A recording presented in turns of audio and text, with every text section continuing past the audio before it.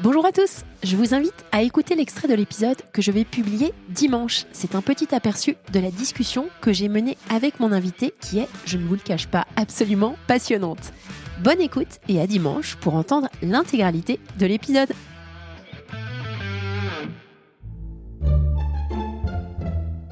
Solène Niederkorn vous propose FinScale, un éclairage sur l'innovation dans le monde de la finance, de la banque et de l'assurance. Moderniser la lettre de crédit pour soutenir le commerce international. Maxime Giresse, CEO et cofondateur de Tulip. Pour pouvoir gérer le risque, il faut intégrer plusieurs parties prenantes. Il faut intégrer le transporteur. Lui, c'est lui qui va prendre la marchandise et la transporter de la Chine en France, dans notre exemple. Donc, c'est pas simplement du paiement.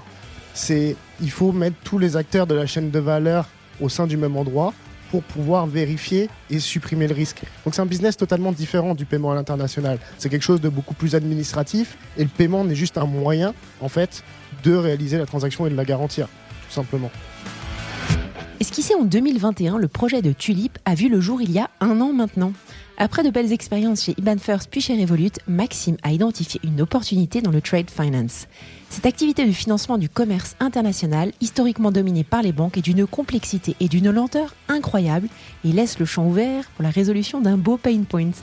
Vous allez découvrir comment Tulip améliore la gestion de la lettre de crédit, de la création du compte d'escrow à la libération des paiements. L'occasion aussi pour nous de revenir sur les fondamentaux du commerce international et les besoins essentiels des PME pour fluidifier ces transactions. Une jeune start-up au destin prometteur. Bonne écoute à tous.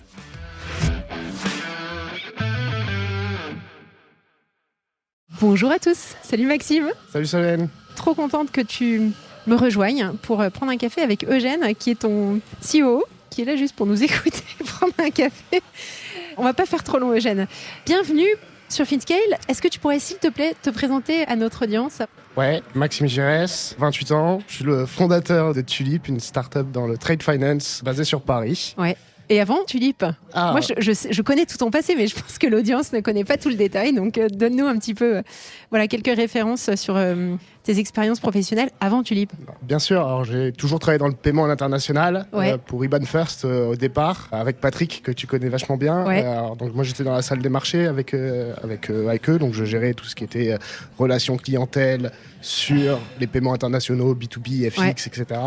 Je suis passé rapidement après par Revolut sur le même genre de poste. Ouais. Et donc voilà, donc une expérience sur les paiements internationaux, sur le FX plus particulièrement à l'époque, qui m'a guidé vers Tulip et ce qu'on monte aujourd'hui. Super, donc un beau palmarès de boîtes déjà sur ton CV. Alors le trade finance, tout ce qui est lié au flux dans le cadre du commerce international, c'est beaucoup plus que du paiement. Donc j'aurais aimé peut-être revenir un petit peu aux racines, à des éléments peut-être plus macroéconomiques que tu puisses nous partager pour qu'on se rende compte un petit peu de la pénibilité que c'est pour des PME, des entrepreneurs qui travaillent au niveau international.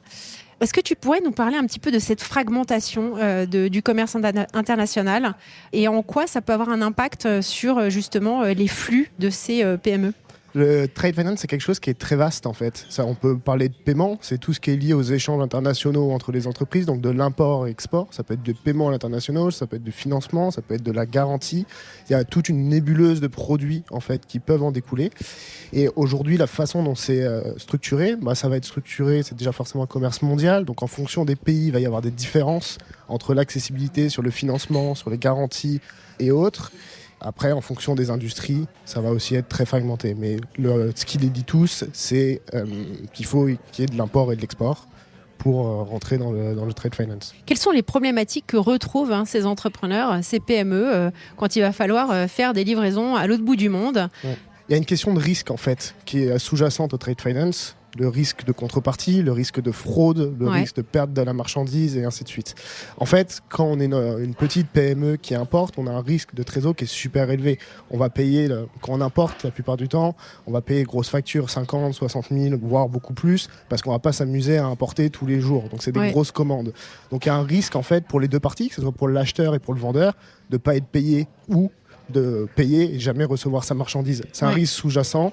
Moi, je prends souvent l'exemple au quotidien quand nous, on achète quelque chose, si on achète un tableau, on va voir le tableau avant de le payer et on va pas le payer et après, on va nous envoyer le tableau. Donc, c'est une question de risque de contrepartie qu'on gère tous au quotidien dans nos vies quand on achète quelque chose, mais que les boîtes et que les PME surtout ont du mal à gérer de leur côté parce qu'elles n'ont pas accès à ces produits bancaires que des gros groupes peuvent avoir accès, comme la lettre de crédit, les paiements against documents et ainsi de suite. Alors dans les échanges que tu as pu avoir dans cette phase d'exploration, phase au cours de laquelle j'ai fait ta connaissance il y a 3 ans, quelles sont les principales difficultés que tu voyais dans les discussions que tu avais avec probablement d'ailleurs plus le chef d'entreprise que son directeur financier, parce que c'est des boîtes où il n'y a pas forcément de directeur financier?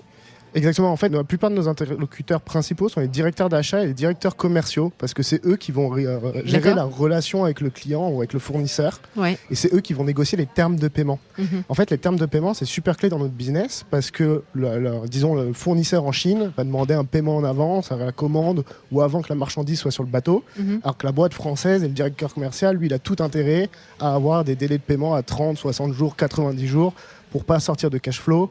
Et surtout sécuriser le fait qu'il va bien recevoir sa marchandise at the end of the day, quoi. Et donc nos interlocuteurs principaux dans les négociations au départ, c'est les acheteurs et les commerciaux sur ce genre de problématique, et le directeur financier et le chef d'entreprise arrivent après en fait. D'accord. Alors tu m'as fait passer un nombre assez massif, merci, je te remercie d'ailleurs, de rapports sur le trade finance, que je partagerai d'ailleurs avec l'audience dans ma newsletter. Malgré toutes ces vagues de digitalisation et toutes les fintech, très grosses fintech comme Wise, IBAN First, etc., on a le sentiment quand même qu'il y a beaucoup de solutions qui sont disponibles sur le marché. En quoi ces solutions-là ne répondent pas spécifiquement à ce besoin et notamment de gestion du risque dont tu parlais tout à l'heure? Parce que en fait, c'est assez simple. Pour pouvoir gérer le risque, il faut intégrer plusieurs parties prenantes. Il faut intégrer le transporteur. Vous venez d'entendre un extrait de l'épisode que je vais publier dans quelques jours. Alors ne restez pas trop loin de votre plateforme de podcast pour pouvoir profiter de tout l'enregistrement.